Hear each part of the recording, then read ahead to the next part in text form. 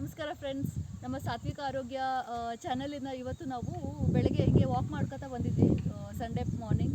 So ನಮಗೆ ಇದು ಒಂದು ಫಾರ್ಮ್ ಸಿಕ್ತು. ಇಲ್ಲಿ ಎಲ್ಲ ಆರ್ಗ್ಯಾನಿಕ್ ಫಾರ್ಮಿಂಗ್ ಮಾಡಿದ್ದಾರೆ ಅಂತ ಹೇಳಿ ಗೊತ್ತಾಯಿತು ಇವ್ರ ಕಾಕಾಯಿಂದ.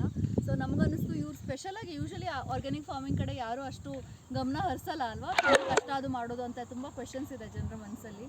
ಸೊ ಇವತ್ತು ಅದ್ರ ಬಗ್ಗೆನೇ ನಿಮಗೊಂದು ಮಾಹಿತಿ ಕೊಡೋಣ ಅಂತ ಹೇಳಿ ನಾವು ಬಂದಿದ್ದೀವಿ. ಕಾಕಾ, ನಿಮ್ಮ ಹೆಸರು ಏನಂತ ಹೇಳ್ತೀರಾ? ನನ್ನ ಹೆಸರು ದೇವಪ್ಪ ಬರ್ಮಾ ಬೆಳವಟ್ಕರ್. ನಿಮ್ಮ ವಯಸ್ಸು? ನಮ್ಮ ವಯಸ್ಸು 62 ಇಯರ್ಸ್. 62 ವರ್ಷ. ನೋಡಿ ಎಷ್ಟು ಹೆಲ್ದಿ ಆಗಿದ್ದಾರೆ. ಮತ್ತು ಅವ್ರು ಇಲ್ಲಿ ಆರ್ಗ್ಯಾನಿಕ್ ಫಾರ್ಮಿಂಗ್ ಮಾಡ್ತಾರೆ ಅಂತ ಹೇಳ್ತಾ ಇದ್ದಾರೆ. ಸೊ ಇದನ್ನು ಮಾಡಬೇಕು ಅಂತ ಹೇಳಿ ನಿಮಗೆ ಹೆಂಗೆ ಗೊತ್ತಾಯಿತು?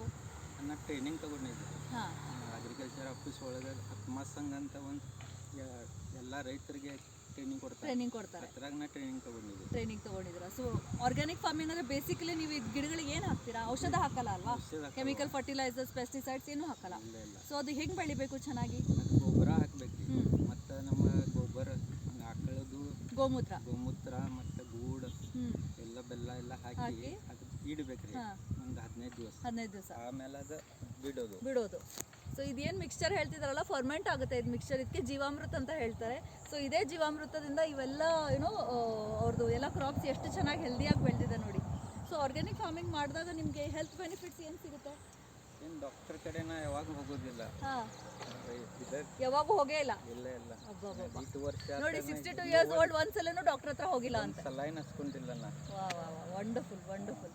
ಸೊ ನೀವಾಗಿ ಇದನ್ನ ಬೆಳೆದು, ಅಂದರೆ ಜಾಗ ಬೇಕಾಗುತ್ತೆ ಆಫ್ಕೋರ್ಸ್, ಬಟ್ ಇರೋವಂಥ ನಮ್ಮ ಸಣ್ಣದು ಏನಾದ್ರು ಸ್ಮಾಲ್ ಗಾರ್ಡನ್ ಥರ ಮಾಡಿ ನಾವು ಇದನ್ನ ಫಾಲೋ ಮಾಡ್ಬೋದು ಡೆಫಿನೆಟ್ಲಿ.